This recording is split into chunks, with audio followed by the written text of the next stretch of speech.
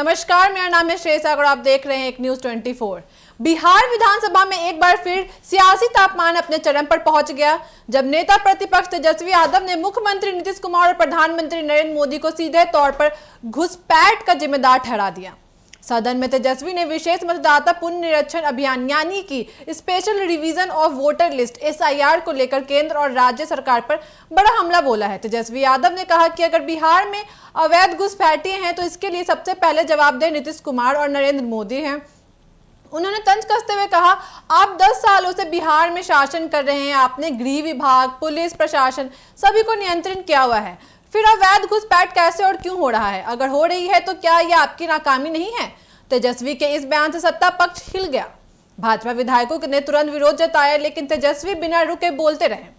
उन्होंने कहा कि केंद्र में नरेंद्र मोदी की सरकार है, राज्य में नीतीश कुमार की सरकार है और दोनों मिलकर जनता को डराने के लिए मतदाता सूची में घुसपैठ का मुद्दा उछाल रहे हैं।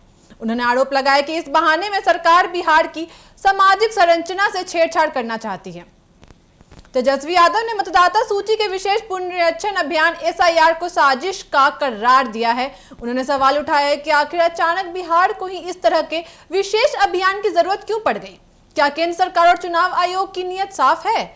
उन्होंने कहा, जब अन्य राज्यों में ऐसी कोई कवायद नहीं हो रही तो बिहार को ही प्रयोगशाला क्यों बनाया जा रहा है?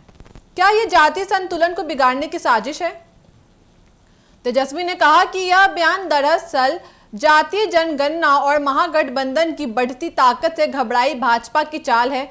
उन्होंने कहा कि भाजपा को पता है कि बिहार में सामाजिक न्याय की राजनीति मजबूत हो रही है, इसलिए वो चुनाव आयोग के कंधे पर बंदूक रखकर राजनीतिक घुसपैठ करना चाहती है। तेजस्वी यादव ने यह भी आरोप लगाया है कि इस अभियान के तहत गरीब, पिछड़े, अल्पसंख्यक और दलित समुदाय को टारगेट किया जा रहा है।